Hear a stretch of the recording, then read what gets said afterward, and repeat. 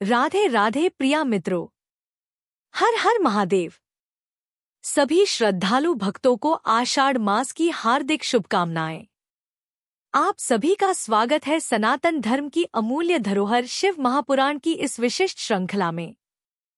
जहाँ जहाँ शिव नाम लिया जाता है वहाँ वहाँ पवित्रता, साधना और मोक्ष के द्वार अपने आप खुल जाते हैं।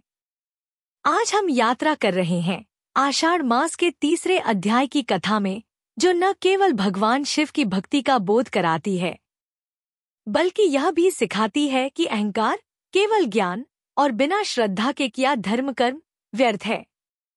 यह कथा हमें ले चलती है एक ब्राह्मण की जीवन यात्रा पर, जिसका नाम था धर्मदत्त, जो विद्वान था परंतु हृदय से शुष्क और भावहीन।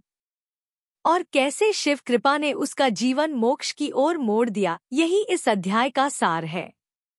बहुत समय पहले की बात है। काशी नगरी में एक ब्राह्मण रहता था, नाम था धर्मदत्त। वेदों में पारंगत, शास्त्रों का प्रकांड विद्वान, पूजा पाठ में निपुण, परंतु अहंकार से भरा हुआ। उसे लगता कि धर्म केवल उसकी तरह ज्ञानी लोगों का अधिकार है। वह जनसाधारण की भक्ति को तुच्छ समझता। उसका हृदय कठोर हो चुका था। पूजा वह करता था, लेकिन आत्मा से नहीं, दिखावे और नियमों के नाम पर। एक दिन आषाढ़ मास की आरंभिक तिथि पर एक वृद्ध साधु उसके द्वार पर आए। उनकी वाणी में करुणा थी और नेत्रों में तेज।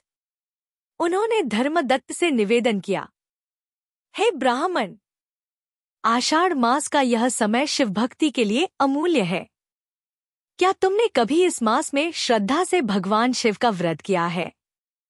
धर्मदत्त ने हंसकर उत्तर दिया, मैं ब्राह्मण हूँ, वेदों का ज्ञाता हूँ। व्रत उपवास स्त्रियों और मूर्खों का कार्य है। मुझे इन तुच्छ कृत्यों की आवश्यकता नहीं। स्वर में अब पीड़ा और सच्चाई का रंग भरें। साधु मुस्कुराए और बोले, ज्ञान का अर्थ है नम्रता। यदि उसमें अहंकार है तो वह तमोगुणी है, शिव भक्ति नहीं। यह मास वह अवसर है जब हर मनुष्य, चाहे वह कितना भी पापी क्यों न हो, शिव के नाम से उद्धार पा सकता है। परंतु धर्मदत्त ने उन्हें तिरस्कृत कर भगा दिया। रात्रि आई। चारों ओर शांति थी। धर्मदत्त निद्रा में था। तभी स्वप्न में एक दिव्य प्रकाश प्रकट हुआ। उस प्रकाश में त्रिनेत्रधारी, चंद्रमा मस्तकधारी, कराल कालजयी भगवान शिव प्रकट हुए। उनकी जटाओं से गंगा बह रही थी।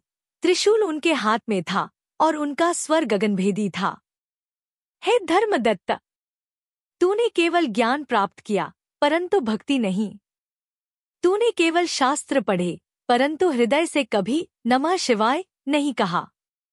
श्रद्धा के बिना ज्ञान, व्रत के बिना भक्ति और नम्रता के बिना सेवा व्यर्थ है। जाओ, प्रायश्चित करो। आषाढ़ मास के शेष दिनों में शिव व्रत, उपवास और जलाभिषेक करो। यही तुम्हारा उद्धार मार्ग है। नींद खुली। धर्मदत्त का शरीर कांप रहा था। उसने स्वयं को आईने में देखा और पाया कि उसके नेत्रों में पहली बार विनम्रता और पश्चाताप के आंसू थे। अगले दिन से धर्मदत्त ने अपने जीवन को बदल डाला। वह सूर्योदय से पहले उठकर भगवान शिव का नमः शिवाय मंत्र जप करता, निर्जल व्रत रखता, मंदिर जाकर जल, बेलपत्र और पुष्पों से अभिषेक करता। वह अब दूसरों को उपदेश नहीं देता बल्कि सेवा करता। उसने साधु से क्षमा मांगी और उनका शिष्य बनकर निष्ठा, तपस्या और भक्ति का मार्ग अपनाया। कुछ ही समय में वह इतना तेजस्वी, विनम्र और प्रिय बन गया कि उसे काशी के संतों में सर्वश्रेष्ठ माना गया। मित्रों, यह कथा केवल एक ब्राह्मण की नहीं, यह कथा है हम सभी की, जो कभी कभी ज्ञान के भ्रम में श्रद्धा को भूल जाते हैं। भक्ति का सार केवल कर्मकांड नहीं, बल्कि हृदय की भक्ति, नम्रता और सेवा में है। आषाढ़ मास केवल उपवास नहीं, बल्कि आत्मशुद्धि का अवसर है। और शिव केवल पूज्य नहीं, बल्कि भाव से उपलब्ध हैं। तो हे महादेव, हमें भी धर्मदत्त की तरह पश्चाताप, सुधार और भक्ति का मार्ग दिखाओ। हमें अहंकार से दूर रखो। हमें अपने चरणों की सेवा में लगा लो। हर हर महादेव।